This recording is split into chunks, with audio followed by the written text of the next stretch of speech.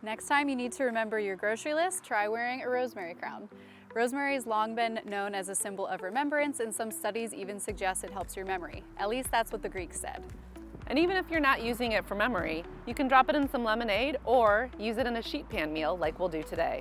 Let's head out to the garden.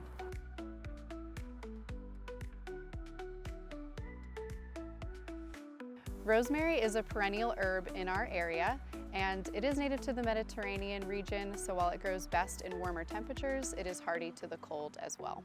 While rosemary is pretty easy to grow, there are a few tips to keep in mind. Rosemary can get pretty large, so remember when you're planting to give it plenty of space to spread out. Rosemary prefers to be in full sun, which is 6 or more hours of sunlight per day. So whether you're planting in a container or in the ground, you want to make sure that the soil is very well draining. You can try to add amendments like vermiculite, pebbles, or even a little bit of sand to help improve drainage. Pruning can help to improve your plant's circulation and keep the shape of the overall plant in check. Whenever you're pruning, make sure to use clean, sharp shears and never cut back more than 1/3 of the plant at a time. Start with the outer, larger branches first, or go for the branches in the middle that have already started to die back. Regularly cutting the plant will encourage new growth, especially in warmer months. In the summer, you can even place excess cuttings in water to grow roots and get a brand new rosemary plant. While it's ideal to harvest new growth above the woody parts of the stem, you may not have that new growth in the winter, so it's totally fine to cut it back and use those more woody stems in the kitchen. Speaking of the kitchen, let's bring our harvest in and see what Jen has in store for us today. I brought you some extra rosemary. What are we making today? Well, today we are going to make a sheet pan rosemary and lemon chicken. So if you could do me a huge favor and preheat the oven to 425 so we could get started. On it. As I mentioned, we're making a sheet pan meal today. I love sheet pan meals because they're quick, easy, and cleanup is a snap. So today we have our vegetables already cut up. I have broccoli, I have potatoes and onions. The great thing about this recipe is that you could adapt. You could use snap peas and asparagus in the spring instead of broccoli, or you could use zucchini and yellow squash in the summer. Lots of different choices. You'll notice here that the potatoes are cut up into smaller pieces. That is because they take a longer time to cook, and so we want to make sure that everything cooks uniformly, so we make those a little bit smaller size. So you'll see I have my sheet pan here covered with parchment paper. This is not a necessary step, but it does allow for easier cleanup, which is the reason I have it in place there. So I'm gonna go ahead and I'm just gonna put our potato, broccoli, and onion mixture onto our pan here. I'm gonna go ahead and I'm gonna spread them out flat and really just want them in one layer so that I'm gonna leave room for the chicken that we're gonna add to it. Our next step is to prepare our chicken. So here I have some chicken breasts. You could also use chicken thighs as a substitute. One thing to keep in mind is when we're working with chicken, we want to use a different clean cutting board and a different knife. Also want to wash our hands frequently so that we can keep ourselves and our food safe. All right, with that said, we'll go ahead and get this chicken into our bowl here. I am using the same bowl as before. Again, this just allows for a little bit quicker cleanup.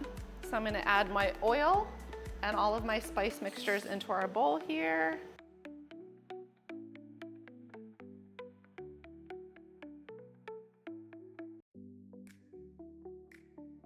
Now I'm going to use a fork so that I can spread this chicken out across the pan uniformly. We'll go ahead and then we'll be able to get this in the oven where we're going to cook it at 425 degrees for about 20 to 30 minutes until the chicken is cooked to an internal temperature of 165 degrees.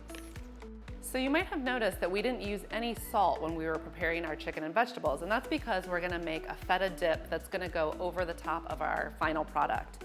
But let's stop and talk a little bit more about rosemary. So I love working with rosemary. It's really bright and fresh as a scent. It also pairs well with lemon, which is why we're doing that combination today. In addition to the aroma and the taste, it has some health benefits for us. It contains vitamin B6, vitamin C, magnesium, calcium, and then it has a lot of great antioxidants. All right, so since we're working with fresh rosemary, we're not gonna wanna use this woody stem in here because it's pretty hard and tough. So what we're gonna do is we're gonna go ahead and we're gonna find the top of that woody stem and we're just gonna peel those leaves right down, which will make these leaves nice and easy for us to cut into uniform pieces. And then that top part where the stem isn't as woody, we can go ahead and just break that off. So if we have extra rosemary that's fresh that we're not able to use in our recipe, there's a few ways that we can go ahead and preserve this. One is to take our fresh rosemary and wrap a damp paper towel right around the bottom of the stems. And then this can be put into a Ziploc bag and placed into our refrigerator until we're ready to use them. Additionally, we can go ahead and chop up the rosemary, put it in an ice cube tray with water or chicken stock, and then that can be used to flavor soups or stews later on. And also, if you have a few extra pieces, you could go ahead and put them into your vegetable container that can be used for stock later on. All right, let's get this rosemary sauce mixed up.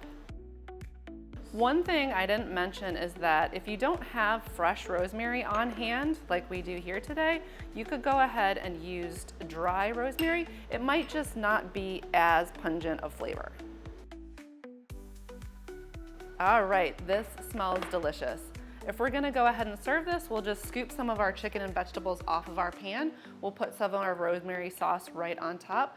And the best thing about this meal is it does have 4 of our 5 food groups in it.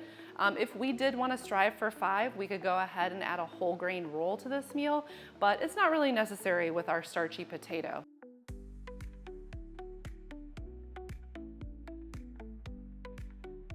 Rosemary is a great herb that you can harvest year-round in the garden.